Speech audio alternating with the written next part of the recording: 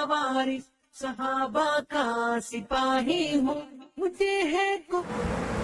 अस्सलामु अलैकुम वरहमतुल्लाहि वबरकातुहू।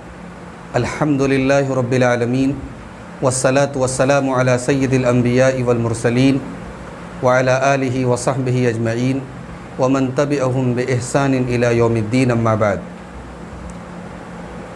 फ़अऊज़ु बिल्लाहि मिनश शैतानिर रजीम बिस्मिल्लाहिर रहमानिर रहीम व सयुजन्नबुहल अत्क़ा अल्लज़ी युअती मालहु यतज़क्का व मा लिअहदिन इंदहु मिन निअमतिन तुजज़ा इल्ला इब्तिग़ाअ वजहि रब्बिहिल अअला व लसौफ़ यरज़ा। मुअज़्ज़ज़ नाज़रीन, मुहर्रमुल हराम का हुर्मत वाला महीना और इस्लामी कैलेंडर का पहला महीना शुरू हो चुका है और आज उसकी दूसरी तारीख़ थी जो कि मगरिब बाद ज़ाहिर है कि बदल चुकी है और तीसरी तारीख़ शुरू हो चुकी है। हसब वादा आज मैं आपके सामने खलीफ़े अव्वल यार गार हज़रत अबू बकर सिद्दीक़ रज़ी अल्लाह ताला अन्हु की सीरत पर कुछ गुफ्तगू करना चाहता हूँ। मैंने आपके सामने खुतबे मसनूना के बाद सूरतुल लैल की आयत नंबर 17 से लेकर के 21 तक तिलावत की है। अल्लाह रब्बुल आलमीन फरमाता है कि वसयुजन्नबुहल अत्क़ा, जहन्नम से बचा लिया जाएगा मुत्तकी और परहेज़गार इंसान को। अत्क़ा जो बहुत ज़्यादा मुत्तकी और परहेज़गार है। अल्लज़ी युअती मालहु यतज़क्का, जो अपना माल अल्लाह की राह में देता है अपना तज़किया करने के लिए, अपने आप को पाक और साफ़ करने के लिए। वमा लिअहदिन इंदहु मिन निअमतिन तुजज़ा, और उसका किसी के पास कोई एहसान नहीं होता है जिसका वो बदला चुका रहा हो। यानी अल्लाह की राह में जो कुछ भी देता है खालिस अल्लाह की रज़ा के लिए देता है, किसी के एहसान के बदले के तौर पर, किसी के शुक्रिया के तौर पर नहीं देता है। इल्ला इब्तिग़ाअ वजहि रब्बिहिल अअला, अल्लाह की राह में वो जो कुछ भी देता है उसका मकसद अपने रब्ब आला को राज़ी करना होता है। वलसौफ़ यरज़ा, और अनक़रीब उसका रब उससे राज़ी होगा इंशाअल्लाह। ये आयात हैं सूरह लैल की, कुरान मजीद के 30वें पारे की हैं। मुफ़स्सिरीन किराम की एक बड़ी जमात कहती है, अगरचे इन आयात का मफ़हूम आम है, मगर ये आयात ख़ास तौर पर सैयदना अबू बकर सिद्दीक़ रज़ी अल्लाह ताला अन्हु के बारे में नाजिल हुई है। हज़रत अबू बकर का ताल्लुक़ कबीले कुरैश की मशहूर ब्रांच बनु तमीम से था। आपका असल नाम अब्दुल्ला था, आपके वालिद का नाम अबू कुहाफ़ा था। आप आमुल फ़ील के 2.5 साल बाद पैदा हुए। आमुल फ़ील यानी जिस साल में अबरहा ने हाथियों का लश्कर लेकर के खाने काबा पर हमला करने की कोशिश की थी, उस साल को मुअर्रिख़ीन आमुल फ़ील कहते हैं। उसके 2.5 साल के बाद हज़रत अबू बकर सिद्दीक़ पैदा हुए। गोया अल्लाह के रसूल सल्लल्लाहु अलैहि वसल्लम से उम्र में तकरीबन 2.5 साल छोटे थे। दौर जाहिलियत में भी हज़रत अबू बकर सिद्दीक़ रज़ी अल्लाह ताला अन्हु ने कभी शराब नहीं पी। उनसे किसी ने पूछा, जैसा कि इमाम सुयूती ने अपनी किताब तारीख़ुल खुलफ़ा में नक़ल किया है कि उनसे किसी ने पूछा कि क्या आपने दौर जाहिलियत में कभी शराब पी है? तो हज़रत अबू बकर सिद्दीक़ ने कहा अऊज़ु बिल्लाह, मैं अल्लाह की पनाह चाहता हूँ। पूछा क्या क्यों? तो आपने फरमाया कुन्तु असूनु इर्दी व अहफ़ज़ु मुरूअती, मुझे अपनी इज़्ज़त और अपनी शराफ़त प्यारी थी, इसलिए कि जो शराब पीता है काना मुज़य्यन लिइर्दिही व मुरूअतिही, फिर उसकी इज़्ज़त व आबरू और उसकी शराफ़त बरक़रार नहीं रहती। हज़रत अबू बकर सिद्दीक़ रज़ी अल्लाह ताला अन्हु मर्दों में अल्लाह के रसूल सल्लल्लाहु अलैहि वसल्लम के ऊपर सबसे पहले ईमान लाने वाले हैं। आज़ाद मर्दों में सबसे पहले आप ईमान लाए।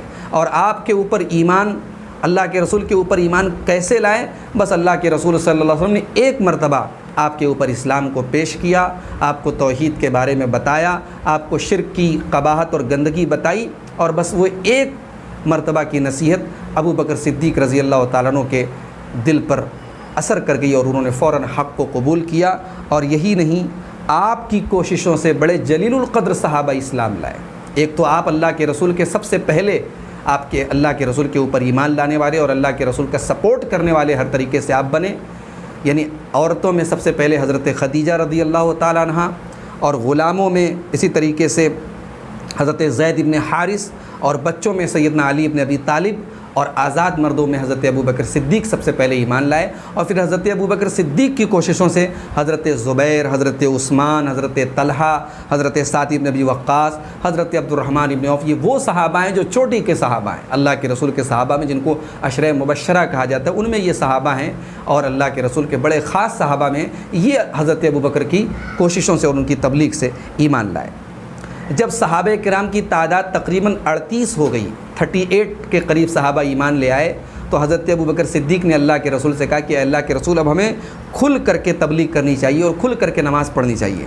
چنانچہ حضرت ابوبکر صدیق رضی اللہ تعالیٰ عنہ مسجد میں آئے اور کھل کر کے جو ہے نماز پڑھنے لگے۔ مشرکین نے ان کے اوپر حملہ کیا اور عتبہ ابن ربیعہ نے جوتے سے ان کے چہرے کو مار کر کے ان کے چہرے کو زخمی کر دیا، اور بڑی تکلیفیں اٹھائی حضرت ابوبکر صدیق رضی اللہ تعالیٰ عنہ نے۔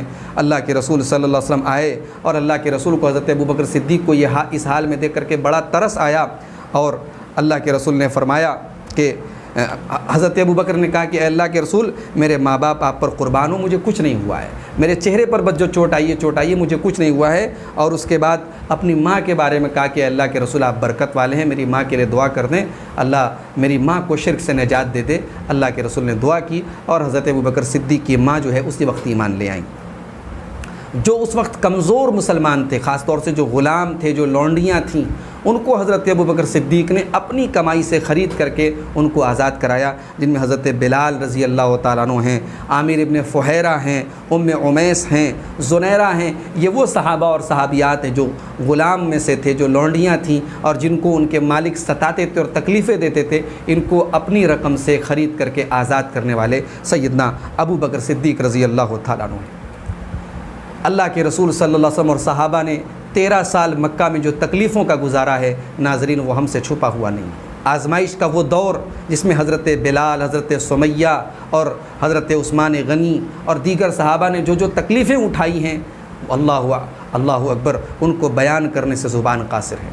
لیکن اللہ تعالیٰ نے پھر انصار مدینہ کو اللہ کے رسول کی مدد کے لیے کھڑا کیا، اور جب انصار مدینہ نے اللہ کے رسول کے ہاتھ پر بیعت کی، اور جو دوسری بیعت ہوئی جس کو بیعت عقبہ ثانیہ کہا جاتا ہے، تو اس کے بعد اللہ کے رسول نے اپنے صحابہ کو مدینہ کی طرف ہجرت کرنے کی اجازت دی، اور دھیرے دھیرے اللہ کے رسول کے صحابہ مدینہ جانے لگے۔ آخر میں تھوڑے سے صحابہ بچ گئے، اور اللہ کے رسول صلی اللہ علیہ وسلم اور حضرت علی اور حضرت ابوبکر رضی اللہ تعالیٰ عنہ بچ گئے۔ حضرت ابوبکر کی بھی تمنا تھی کہ میں بھی جلدی ہی ہجرت کرنے جاؤں۔ اللہ کے رسول صلی اللہ علیہ وسلم نے حضرت ابوبکر سے کہا کہ ابھی ٹھہر جاؤ، شاید اللہ تعالیٰ میرے اور تمہارے لیے کوئی راستہ نکالے۔ اما عائشہ فرماتی ہیں کہ اللہ کے رسول صلی اللہ علیہ وسلم اکثر میرے گھر میں صبح شام آتے تھے۔ ایک دن دوپہر میں اللہ کے رسول آئے، اور آپ نے آ کر کے کہا کہ اے ابوبکر، اللہ نے اجازت دے دی ہجرت کرنے کی، اللہ نے اجازت دے دی ہجرت کرنے کی۔ حضرت ابوبکر کی زبان سے پہلا سوال نکلا، الصحبت یا رسول اللہ، اے اللہ کے رسول یہ بتائیں کہ آپ کے ساتھ، آپ کی صحبت میں مجھے یہ سفر ملے گا کہ نہیں ملے گا، آپ کے ساتھ جانے کا مجھے موقع ملے گا کہ نہیں۔ اللہ کے رسول نے فرمایا کہ الصحبت، ہاں اے ابوبکر تم میرے ساتھ رہو گے۔ اب عائشہ فرماتی ہیں کہ اپنے باپ کو پہلی مرتبہ میں نے خوشی کے آنسو اپنے باپ کی آنکھوں میں دیکھے۔ میرے والد زار و قطار رو رہے تھے۔ 4 مہینہ پہلے سے ہی اس کے لیے تیاری حضرت ابوبکر کر چکے تھے، سواری لے چکے تھے، سواری کو چارہ وغیرہ کھلا رہے تھے۔ چنانچہ اسی دن اللہ کے رسول صلی اللہ علیہ وسلم اپنے بستر پر سیدنا علی بن ابی طالب کو لٹاتے ہیں، اور جو 10 لوگ تلوار لے کر کے اللہ کے رسول کو قتل کرنے کے ارادے سے آپ کے دروازے پر آئے تھے، اللہ کے رسول نے ایک مٹھی مٹی لی اور ان کے چہروں پر پھینکتے ہوئے آپ اللہ کا نام لے کر کے اپنے گھر سے نکل پڑے، اور اللہ تعالیٰ نے آپ کی حفاظت فرمائی، اور آپ سیدھے غار ثور میں پہنچے۔ عبداللہ ابن ابو بکر، حضرت ابو بکر کے جو بیٹے عبداللہ تھے، وہ دن بھر کی مشرکین کی رپورٹ لے کر کے غار ثور میں پہنچتے تھے۔ حضرت ابو بکر کے غلام عامر بن فہیرہ یہ بکریوں کو چراتے ہوئے وہاں پہنچتے تھے اور بکری کا دودھ پلاتے تھے۔ حضرت اسماء رضی اللہ تعالیٰ عنہ آپ کی بیٹی جو تھی وہ کھانا پہنچاتی تھی۔ گویا حضرت ابو بکر ہجرت کے اس پورے سفر میں حضرت ابو بکر اور ان کی فیملی کا بڑا اہم رول ہے۔ ان کی پوری فیملی دین کی کے اس عظیم کارنامے میں ان کی پوری فیملی کا بڑا اہم رول ہے۔ جب اللہ کے رسول صلی اللہ علیہ وسلم کو صبح مشرکین نے آپ کے گھر میں نہیں پایا تو سیدھے وہ ابو بکر صدیق کے گھر میں آئے، اور ابو جہل نے دروازہ کھٹکھٹایا، اور حضرت ابو بکر کی بڑی بیٹی حضرت اسماء نے دروازہ کھولا۔ ابو جہل نے پوچھا این ابو کا، تیرے باپ کہاں ہیں؟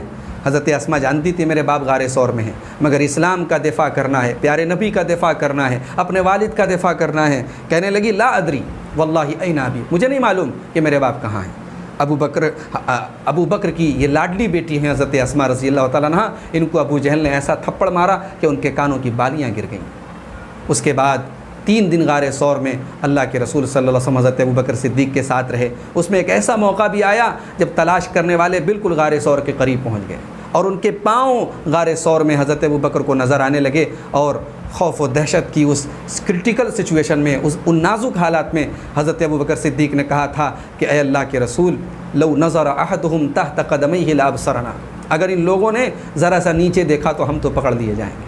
اللہ تعالیٰ نے اپنے نبی اور ابو بکر صدیق کے ساتھ یہ جو واقعہ ہوا، اس کو قرآن کریم میں سورہ توبہ کی آیت نمبر 40 میں اللہ نے فرمایا الا تنصروہ فقد نصرہ اللہ، اگر تم میرے نبی کی مدد نہیں کرو گے تو اللہ تو اپنے نبی کی مدد اس وقت بھی کر چکا ہے، اذ اخرجہ الذین کفروا، جب کافروں نے میرے نبی کو نکالا تھا، ثانی اثنین، جب میرا نبی 2 لوگ تھے، میرا نبی اور اس کے ساتھی ابو بکر، 2 لوگوں میں میرا نبی دوسرا تھا، اذ ہما فی الغار، جب وہ دونوں غار ثور میں تھے، اذ یقول لصاحبہ لا تحزن ان اللہ معنا، جب میرا نبی اپنے ساتھی سے، پورے قرآن میں اللہ تعالیٰ نے پیارے نبی صلی اللہ علیہ وسلم کا صاحب اگر کسی کو کہا، پیارے نبی کا ساتھی کسی کو کہا، پیارے نبی کا کمپنی دینے والا اور پیارے نبی کا دوست اور ساتھی اگر کسی کو قرار دیا تو وہ حضرت ابو بکر صدیق ہے۔ اذ یقول لصاحبہ، جب میرا نبی اپنے صاحب سے، اپنے ساتھی سے کہہ رہا تھا لا تحزن، غم نہ کرو، ابو بکر گھبراؤ نہیں، پریشان نہ ہو،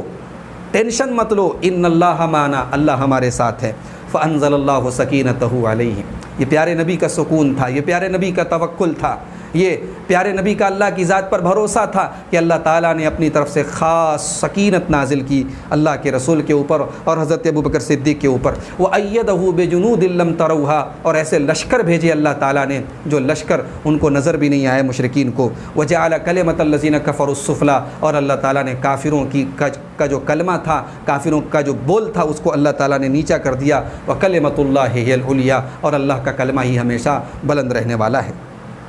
محترم ناظرین، ہجرت کے بعد پیارے نبی صلی اللہ علیہ وسلم جب مدینہ پہنچے، پیارے نبی صلی اللہ علیہ وسلم کی مدنی زندگی میں جتنے غزوات ہوئے، چاہے وہ غزوہ بدر ہو، چاہے وہ غزوہ احد ہو، چاہے وہ غزوہ خندق ہو، تمام غزوات میں حضرت ابو بکر صدیق رضی اللہ تعالیٰ عنہ اللہ کے رسول کے شانہ بشانہ رہے، پیارے نبی کے ڈیفنس اور پیارے نبی کے دفاع میں اپنے سینے کو آگے رکھنے والے رہے۔ غزوہ بدر میں حضرت ابو بکر صدیق اپنے سگے بیٹے عبد الرحمن کے خلاف لڑ رہے تھے۔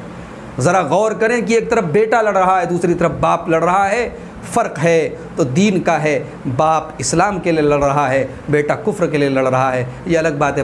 بعد میں حضرت عبد الرحمن ابن ابی بکر بھی اسلام لے آئے، مگر یہ حضرت ابو بکر صدیق کی اسلام کے لیے جانثاری دیکھیے کہ پرواہ نہیں کی کہ میرا بیٹا لڑ رہا ہے، اپنے بیٹے کے خلاف بھی تلوار چلائی، صرف اس لیے کہ وہ حق پر نہیں ہے، وہ کفر کے اوپر ہے۔ بعد میں جب غزوہ احد پیش آیا، غزوہ احد کے اندر ایسا نازک موڑ آیا کہ جب بعض صحابہ کرام کی کوتاہی کی وجہ سے خالد بن ولید جو اس وقت کفار کے کمانڈر تھے، انہوں نے پیچھے سے حملہ کیا اور مسلمان جیتی ہوئی جنگ ہارنے لگے اور بہت سارے صحابہ میدان چھوڑ کر کے بھاگنے لگے۔ اس مشکل گھڑی میں پیارے نبی صلی اللہ علیہ وسلم کے ساتھ جو چند صحابہ کھڑے تھے، اس میں سیدنا ابو بکر صدیق رضی اللہ تعالیٰ عنہ بھی شامل تھے۔ غزوہ تبوک کا موقع یاد کیجیے، یہ وہ جنگ تھی، یہ وہ غزوہ تھا، یہ وہ سفر تھا جس کو قرآن نے ساعۃ العسرہ کہا ہے۔ مشکل کی گھڑی تھی، گرمی کا موسم تھا، سواریوں کی قلت تھی، زاد راہ کی کمی تھی۔ پیارے نبی اپنے صحابہ سے اپیل کرتے ہیں کہ اس سفر کے لیے، اس غزوے کے لیے تم اپنی طرف سے بڑھ چڑھ کے تعاون کرو، میں تمہیں جنت کی ضمانت دیتا ہوں۔ عمر فاروق رضی اللہ تعالیٰ عنہ اپنے گھر کی آدھی پونجی، اپنے گھر کی نصف پونجی لے کر کے آتے ہیں اور پیارے نبی کے قدموں میں لا کے رکھ دیتے اور بڑے خوش ہوتے ہیں کہ آج تو ابو بکر بھی میرا مقابلہ نہیں کر سکتے، آج اپنے گھر کا آدھا مال میں لے کے چلا آیا، آج ابو بکر مجھ سے میرا مقابلہ کیا کریں گے۔ سیدنا ابو بکر صدیق آتے ہیں، پیارے نبی کے قدموں میں جو کچھ گھر سے لاتے ہیں لا کر کے رکھ دیتے ہیں۔ پیارے نبی سوال کرتے ہیں، اے ابو بکر یہ بتاؤ کہ ما ابقیت لأہلک، گھر والوں کے لیے کچھ چھوڑا ہے کہ نہیں چھوڑا ہے؟ عمر فاروق سوچ رہے ہیں، اپنے دل میں خیال کر رہے ہیں کہ میں آدھا لے کے آیا، آدھا چھوڑ کے آیا، ابو بکر کیا میرا مقابلہ کریں گے؟ ابو بکر صدیق رضی اللہ تعالیٰ عنہ کہتے ہیں، ابقیت لہم اللہ ورسولہ، اے اللہ کے رسول، اپنے گھر والوں کے لیے میں اللہ اور اس کے رسول کو چھوڑ کر کے آیا، میں گھر میں جھاڑو لگا کے آیا ہوں، گھر کا سارا مال لے کر کے آیا ہوں۔ عمر فاروق کی آنکھوں میں آنسو آ گئے اور کہنے لگے، لا اسابقک الی شیء ابدا، اے ابو بکر عمر فاروق تم سے مقابلہ نہیں کر سکتا۔ نیکی کے معاملے میں، خیر کے معاملے میں، جنت کے معاملے میں عمر فاروق کی یہ مجال نہیں کہ وہ تم سے مقابلہ کرے۔ ابو بکر صدیق اللہ کے رسول کے ہم نشیں تھے، زندگی میں بھی پیارے نبی کے ساتھ رہے، وفات کے بعد بھی پیارے نبی کے پہلو میں دفن ہیں۔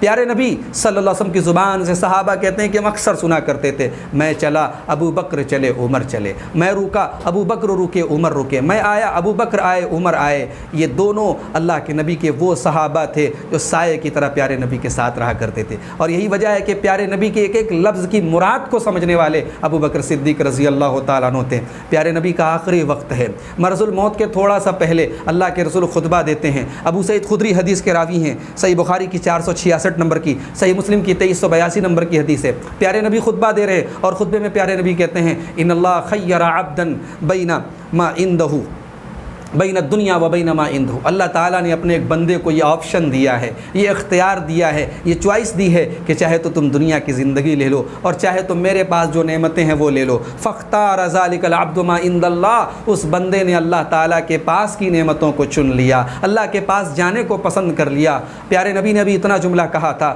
ابو بکر صدیق دہاڑے مار مار کے رونے لگے، زارو قطار رونے لگے۔ ابو سعید خدری کہتے ہیں ہمیں حیرت ہوئی کہ یہ شیخ، یہ بوڑھے، یہ رو کیوں رہے ہیں؟ پیارے نبی تو ایک عام بات کہہ رہے ہیں، ایک مطلق بات کہہ رہے ہیں، ایک واقعہ بیان کر رہے ہیں، یہ رو کیوں رہے ہیں؟ حضرت ابو سعید خدری کہتے ہیں بعد میں ہمیں معلوم ہوا پیارے نبی کسی اور کی نہیں اپنی بات کر رہے تھے، اور پیارے نبی اشارہ کر رہے تھے کہ یہ میری وفات کا وقت آ چکا ہے، اللہ مجھے اپنے پاس بلا رہا ہے اور دنیا کی نعمتیں ٹھکرا کر میں اپنے رب کی نعمتوں کو حاصل کرنے جا رہا ہوں۔ اور حضرت ابو بکر صدیق اللہ کے نبی کی مراد کو ہمیں سب سے زیادہ جاننے والے تھے۔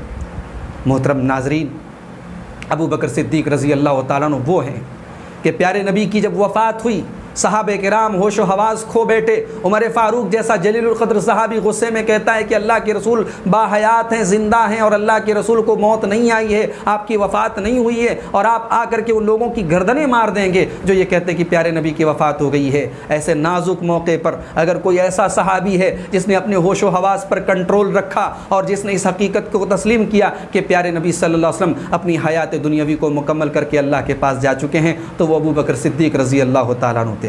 جب اللہ کے رسول کی وفات ہوئی، حضرت ابو بکر صدیق اس وقت مدینہ کے باہر ایک علاقے میں، مدینہ کے باہری علاقے میں سنہ نام کے ایک علاقے میں تھے۔ جب اللہ کے رسول کی وفات کی خبر ملی، وہ آئے پیارے نبی صلی اللہ علیہ وسلم کے سیدھے حجرے عائشہ میں داخل ہوئے۔ پیارے نبی صلی اللہ علیہ وسلم کا جسم اطہر، اللہ کے رسول صلی اللہ علیہ وسلم کا جسم اطہر رکھا ہوا ہے۔ حضرت ابو بکر صدیق آتے ہیں اور پیارے نبی کو بوسہ لیتے ہیں، پیارے نبی کی پیشانی کو چومتے ہیں اور کہتے ہیں بے ابی انت و امی، میرے ماں باپ آپ پر قربان ہوں، طبت حیا و میتا، اے میرے نبی آپ زندگی میں بھی پاکیزہ تھے، وفات کے بعد بھی آپ پاکیزہ ہیں۔ واللہ لا یجمع اللہ علیک موتتین ابدا، اللہ تعالیٰ آپ پر دو موتیں اکٹھا نہیں کرے گا، ایک موت آتی ہے سب کو، وہ موت آپ کو آ چکی ہے۔ اور اس کے بعد باہر آئے، عمر فاروق غصے میں کھڑے تھے، ابو بکر صدیق نے کہا بیٹھ جاؤ، اے غصے میں والے انسان، قسم کھانے والے انسان بیٹھ جاؤ۔ اس کے بعد حضرت ابو بکر صدیق نے کھڑے ہو کر کے خطبہ دیا، اللہ کی حمد و ثنا بیان کی اور قرآن کی آیت پڑھی، سورہ آل عمران کی آیت پڑھی کہ وما محمد الا رسول قد خلت من قبلہ الرسل افإن مات او قتل انقلبتم على اعقابکم ومن ينقلب على عقبیہ فلن یضر اللہ شیئا وسیجزی اللہ الشاکرین۔ محمد صلی اللہ علیہ وسلم تو اللہ کے ایک رسول ہیں، اگر آپ کو وفات آ جائے، آپ کی وفات ہو جائے یا آپ کو قتل کر دیا جائے تو کیا تم ایڑیوں کے بل پلٹ جاؤ گے؟ یہ آیت پڑھی اور اس کے بعد کہا کہ اے لوگوں سن لو، من کان یعبد منکم محمدا فإن محمدا قد مات، جو محمد صلی اللہ علیہ وسلم کی عبادت کرتا تھا وہ یہ جان لے محمد صلی اللہ علیہ وسلم کی وفات ہو چکی ہے، آپ کو موت آ چکی ہے۔ ومن کان یعبد اللہ، اور جو اللہ کی عبادت کرتا ہے وہ یہ جان لے فإن اللہ حی لا یموت، اللہ زندہ ہے، اللہ کو موت آنے والی نہیں ہے۔ صحابہ کہتے ہیں، عبداللہ ابن عباس کہتے ہیں آیت وہی تھی، سورہ آل عمران کی ہم برابر پڑھتے تھے، مگر آج ایسا معلوم ہوا کہ یہ آیتیں آج نازل ہو رہی ہیں۔ ان آیتوں کا صحیح مطلب اور معنی آج ابو بکر صدیق کی زبان سے سننے کے بعد محسوس ہوا، اور وہ عمر فاروق جو بڑے غصے میں قسمیں کھا رہے تھے وہ بھی بیٹھ گئے اور ان کے پاؤں زمین پر آ گئے اور انہوں نے تسلیم کر لیا کہ پیارے نبی صلی اللہ علیہ وسلم ہم سے جدا ہو چکے ہیں اور آپ کا انتقال ہو چکا ہے۔ یہ حضرت ابو بکر صدیق ہیں۔ پیارے نبی کی وفات کے بعد جب امت نے آپ کو خلیفہ بنایا اور امت نے چونکہ پیارے نبی نے اپنی زندگی میں اپنے مصلح امامت پر اگر کسی کو کھڑا کیا تو ابو بکر صدیق کو کھڑا کیا، تو امت نے اس پر قیاس کرتے ہوئے جب نماز کی امامت کے لیے پیارے نبی نے اپنی جگہ ابو بکر کو کھڑا کرایا، تو دنیا کی امامت کے اور خلافت کے لیے بھی اولین حقدار اگر کوئی ہیں تو وہ ابو بکر صدیق ہیں۔ یہ سوچ کر کے صحابہ نے آپ کے ہاتھوں میں پر بیعت کی اور آپ کو خلیفہ اول منتخب کیا گیا، اور تمام صحابہ نے بالاتفاق آپ کو اپنا خلیفہ مانا۔ تو محترم ناظرین، آپ کو معلوم ہونا چاہیے کہ وہ بڑے نازک حالات تھے۔ پیارے نبی کی وفات سے صحابہ کو جو صدمہ لگا تھا وہ الگ تھا، دوسری طرف بہت سارے قبائل مرتد ہو گئے تھے، بہت سارے قبائل نے زکوٰۃ دینے سے انکار کر دیا تھا، بہت سارے جھوٹے نبی پیدا ہو گئے تھے، یہ سارے فتنے تھے، یہ ساری مشکل گھڑیاں تھیں، مگر ابو بکر صدیق جیسے ذہین اور زیرک اور ہوشیار اور سمجھدار انسان نے ان تمام چیلنجز کو بڑی کامیابی سے فیس کیا۔ اور آپ کو معلوم ہونا چاہیے کہ حضرت ابو بکر صدیق رضی اللہ تعالیٰ عنہ نے اس نازک موقع پر ایسی بہادری سے کام لیا ہے کہ بڑے بڑے بہادر بھی اس کی مثال قائم نہیں کر سکے۔ جب کچھ لوگوں نے زکوٰۃ دینے سے انکار کیا اور ابو بکر صدیق رضی اللہ تعالیٰ عنہ نے ان کے خلاف جب اعلان جنگ کیا، تو بعض صحابہ کو اس پر تأمل ہوا، بعض صحابہ نے کہا کہ ابھی ہم کمزور ہیں، ابھی ہمارے خلاف ہر طرف بغاوتیں ہو رہی ہیں، ابھی ان لوگوں کے خلاف ہمیں لڑائی کرنے کی اور جنگ کرنے کی ضرورت نہیں ہے۔ تو ابو بکر صدیق نے کہا تھا، واللہ لو منعونی اقالا، اگر انہوں نے اللہ کے نبی کی زندگی میں ایک رسی بھی زکوٰۃ میں دی تھی تو وہ میں لے کر کے رہوں گا، اگر وہ نہیں دیں گے میں جنگ کروں گا۔ یہ حضرت ابو بکر صدیق کی ہمت اور بہادری تھی۔ لشکر اسامہ، اللہ کے نبی نے حضرت اسامہ ابن زید کی قیادت میں جو لشکر روانہ کیا تھا، پیارے نبی کی بیماری کی وجہ سے مدینہ سے کچھ کلومیٹر کی دوری پر مقام جرف میں یہ لشکر رک گیا تھا، یہ لشکر آگے نہیں گیا تھا۔ اللہ کے رسول کی وفات ہو گئی، صحابہ کا مشورہ ہوا، مدینہ کو سیکیورٹی کی ضرورت ہے، مدینہ کو تحفظ کی ضرورت ہے، اس لشکر کو روک لیا جائے۔ حضرت ابوبکر صدیق نے کہا نہیں، جس لشکر کو میرے نبی روانہ کر چکے اپنی حیات مبارکہ میں، اس لشکر کو میں نہیں روک سکتا۔ آپ نے جیش اسامہ کو بھیجا، جیسے اسامہ کو روانہ کیا تاکہ پیارے نبی کی وصیت پوری ہو۔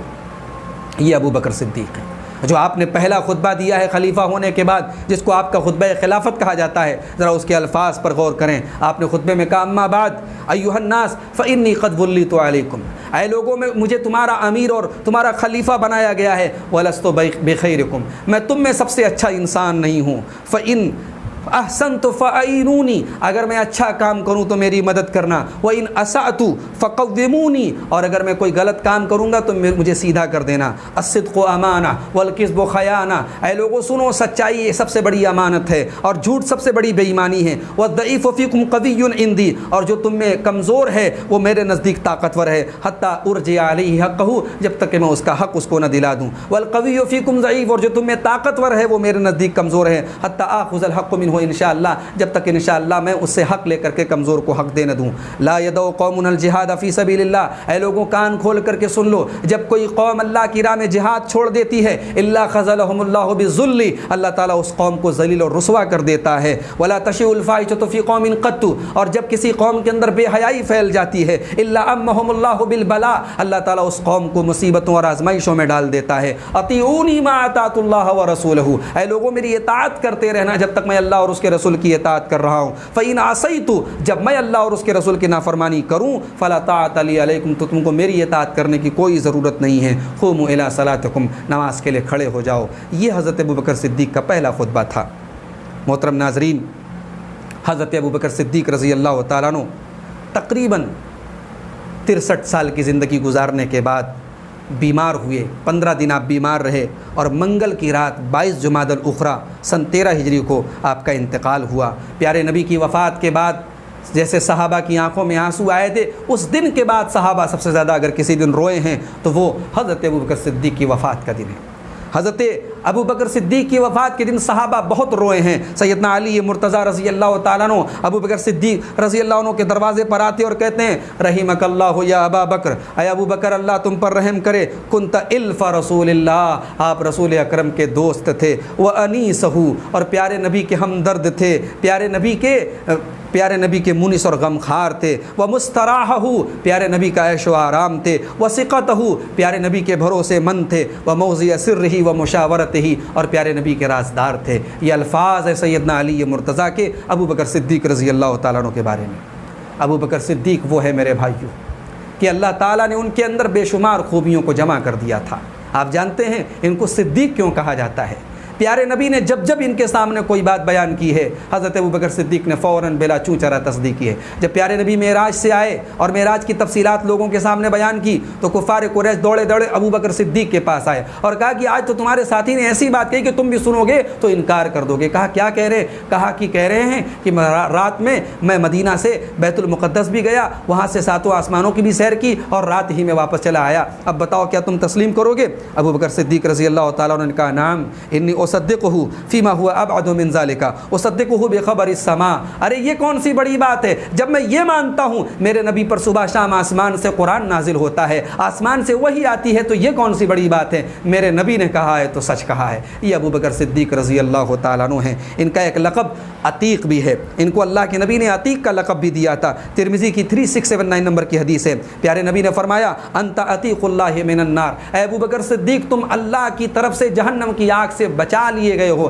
اللہ نے تم کو جہنم کی آگ سے آزاد کر دیا ہے۔ یہ ابوبکر صدیق رضی اللہ تعالیٰ عنہ ہیں۔ اللہ کے رسول احد پہاڑ کے اوپر چڑھے، اس پہاڑ کے اوپر ابوبکر صدیق بھی تھے، پیارے رسول بھی تھے، عمر فاروق بھی تھے، عثمان غنی تھے۔ احد پہاڑ ہلنے لگا، پیارے نبی نے فرمایا، صحیح بخاری کی 3675 نمبر کی حدیث ہے، آپ نے فرمایا اسبت احد، اے احد ٹھہر جا، فإنما علیک نبی وصدیق وشہیدان، تیرے اوپر ایک نبی ہے اور ایک صدیق ہے اور دو شہید ہیں۔ صدیق سے مراد ابوبکر صدیق ہیں اور دو شہید سے مراد حضرت عمر فاروق اور حضرت عثمان غنی ہیں۔ محترم ناظرین، جب حضرت ابوبکر کی پیاری بیٹی اور ہمارے نبی کی پیاری بیوی اور ہم سب کی ماں سیدہ عائشہ صدیقہ رضی اللہ تعالیٰ عنہا کے اوپر منافقین نے جھوٹی تہمت لگائی، اس جھوٹے پروپیگنڈے کا شکار کچھ مخلص صحابہ بھی ہو گئے، جن میں حضرت ابوبکر صدیق کے خالہ زاد بھائی تھے جن کا نام تھا مصطح بن اساسہ۔ یہ بڑے غریب صحابی تھے، اصحاب صفہ میں سے تھے، اللہ کے رسول کے طرف ہجرت کر کے مہاجر تھے، ہجرت کر کے آئے ہوئے تھے اور بڑے غریب تھے اور حضرت ابوبکر صدیق کے رشتہ دار بھی تھے۔ ان کو ہر مہینہ حضرت ابوبکر صدیق اپنی جیب سے ان کا خرچ دیتے تھے، لیکن حضرت عائشہ پر جھوٹی تہمت لگانے والوں میں یہ بھی شامل ہو گئے، حالانکہ یہ صحابہ میں سے تھے، مخلص صحابہ میں سے تھے، بس منافقین کے پروپیگنڈے کے شکار ہو گئے۔ اللہ کے رسول صلی اللہ علیہ وسلم نے ان کے اوپر بھی الزام اور تہمت لگانے کی جو حد تھی 80 کوڑے کی، وہ ان کے اوپر بھی لگائی گئی۔ حضرت مصطح بن اساسہ، ظاہر ہے کہ باپ کی بیٹی پر اگر اس کے کیریکٹر پر کوئی جھوٹا الزام لگائے تو ظاہر ہے کہ باپ ایسے آدمی کی طرف دیکھے گا بھی نہیں۔ حضرت ابوبکر صدیق نے قسم کھا لی کہ آج کے بعد میں ایک پیسہ بھی مصطح بن اساسہ کے اوپر خرچ نہیں کروں گا، قسم کھا لی حضرت ابوبکر صدیق نے۔ اللہ تعالیٰ نے سورہ نور کی آیت نمبر 22 نازل کی، وَلَا يَأْتَلِ أُولُو الْفَضْلِ مِنْكُمْ وَالسَّعَةِ، اے مسلمانوں جو تم میں سے اہل فضل ہیں، جو تم میں سے کشادگی والے ہیں، پیسے والے ہیں، جن کو اللہ تعالیٰ نے مال و دولت کی فراوانی دی ہے، وہ ایسی قسمیں نہ کھائیں أَن يُؤْتُوا أُولِي الْقُرْبَى وَالْمَسَاكِينَ وَالْمُهَاجِرِينَ فِي سَبِيلِ اللَّهِ، کہ وہ اللہ کی راہ میں ہجرت کرنے والے اور جو ان کے رشتہ دار ہیں اور غریب بھی ہیں، ایسے لوگوں کو اب وہ مال دینا بند کر دیں گے، ان کی مالی مدد کرنا بند کر دیں گے۔ وَلْيَعْفُوا وَلْيَصْفَحُوا، بلکہ ایسے لوگوں کو چاہیے کہ وہ معاف کر دیا کریں، وہ درگزر سے کام لیں۔ أَلَا تُحِبُّونَ أَن يَغْفِرَ اللَّهُ لَكُمْ، کیا تم یہ پسند نہیں کرتے کہ اللہ تمہارے گناہوں کو معاف کر دے؟ وَاللَّهُ غَفُورٌ رَحِيمٌ، اور اللہ تمہارے اس تمام گناہوں کو معاف کرنے والا، رحم والا ہے۔ جب یہ آیت نازل ہوئی ابوبکر صدیق کی آنکھوں سے آنسو جاری ہو گئے، کہنے لگے بلا بلا یا ربنا، اے ہمارے رب کیوں نہیں، ہم چاہتے ہیں کہ تو ہمارے گناہوں کو معاف کر دے۔ اور حضرت مصطح ابن اساسہ کو جو مہینے کا خرچ دیتے تھے پھر جاری کر دیا اور اپنی قسم توڑ دی اور قسم کا کفارہ ادا کیا۔ یہ ابوبکر صدیق رضی اللہ تعالیٰ عنہ ہیں، یہ آپ کا کیریکٹر ہے۔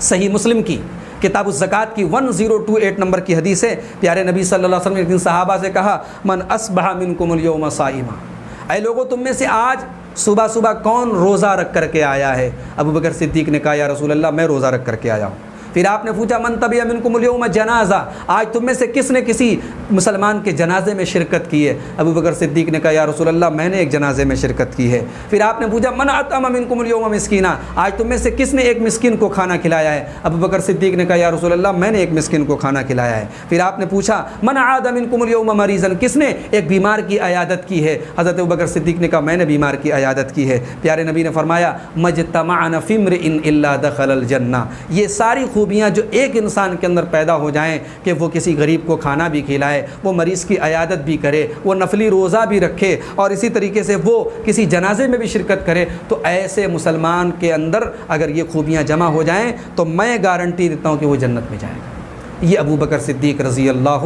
تعالیٰ عنہ ہیں۔ محترم ناظرین، حضرت ابو بکر صدیق کی سیرت اور مقام و مرتبہ بیان کرنے کے لیے ہمارے پاس ہم بیان کرتے چلے جائیں گے، ہمارا وقت کم ہو جائے گا، مگر حضرت ابو بکر صدیق رضی اللہ تعالیٰ عنہ کے فضائل اور آپ کے کمالات ختم نہیں ہوں گے۔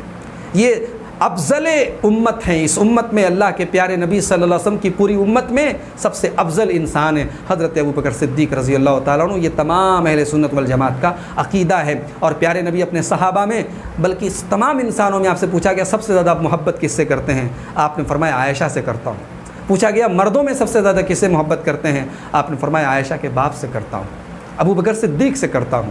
ایک مرتبہ کسی بات پر حضرت ابو بکر اور عمر میں کچھ ناراضگی ہو گئی اور دونوں اپنا معاملہ اللہ کے رسول کے پاس لے کر کے آئے۔ اللہ کے نبی کا چہرہ غصے سے لال ہو گیا، اللہ کے نبی صلی اللہ علیہ وسلم کا چہرہ غصے سے لال ہو گیا، اور اللہ کے نبی صلی اللہ علیہ وسلم نے فرمایا کہ اے لوگوں کان کھول کر کے سن لو، ان اللہ بعثنی الیکم، اللہ تعالیٰ نے جب مجھے اپنا نبی بنا کر تمہارے بیچ میں بھیجا تو تم لوگوں نے کہا کذبتا، اے محمد صلی اللہ علیہ وسلم آپ جھوٹ بول رہے ہیں۔ یہ ابو بکر تھا جس نے کہا تھا کہ اے محمد صلی اللہ علیہ وسلم آپ سچ بول رہے ہیں، اور ابو بکر وہ ہے جس نے مجھے اپنے مال کے ذریعے اور اپنی صحبت اور اپنے سپورٹ کے ذریعے میری مدد کی ہے۔ اور اس کے بعد آپ نے فرمایا فہل انتم تارکی لی صاحبی، کیا تم لوگ میرے دوست کو اور مجھے ہمارے حال پہ چھوڑ دو گے؟ آج کے بعد میرے دوست کو کوئی تکلیف مت پہنچانا۔ صحابی کہتے ہیں، حدیث کے راوی کہتے ہیں فما اوذی بعدھا، اس دن کے بعد سے ابو بکر صدیق کو کوئی تکلیف دینا پسند نہیں کرتا تھا، کہ ان کو تکلیف دینے کا مطلب ہے کہ ڈائریکٹ نبی کو تکلیف دی جا رہی ہے۔ یہ ابو بکر صدیق رضی اللہ تعالیٰ عنہ ہیں۔ انشاءاللہ اگلے ایپیسوڈ میں اور اگلے درس میں ہم حضرت عمر فاروق رضی اللہ تعالیٰ عنہ کی سیرت آپ کے سامنے بیان کریں گے۔ اللہ سے دعا ہے رب العالمین ہمیں سیدنا ابو بکر صدیق کے اسوہ حسنہ پر اور ان کے نقش قدم پر چلنے کی توفیق عطا فرمائے، اور رب العالمین ہمارے دل میں حضرت ابو بکر صدیق کی اور تمام صحابہ کرام کی اور تمام اہل بیت کی سچی محبت پیدا فرما دے۔ رب العالمین ہمارے دلوں میں صحابہ کرام کے لیے کوئی کجی، کوئی نفاق اور کوئی غلط قسم کا خیال ہمارے دلوں میں نہ پیدا ہو۔ اللہ تعالیٰ ہمیں اس کی توفیق دے۔ رب العالمین ہمارے دلوں کو صحابہ کرام کے سلسلے میں پاک اور صاف رکھنے کی توفیق عطا فرمائے۔ رب العالمین ہمارے دلوں میں بھی صحابہ کرام کے جیسا جذبہ ایثار اور دین کے لیے قربانی دینے کا جذبہ پیدا فرما دے، آمین۔ وآخر دعوانا الحمد للہ رب العالمین، والسلام علیکم ورحمۃ اللہ وبرکاتہ۔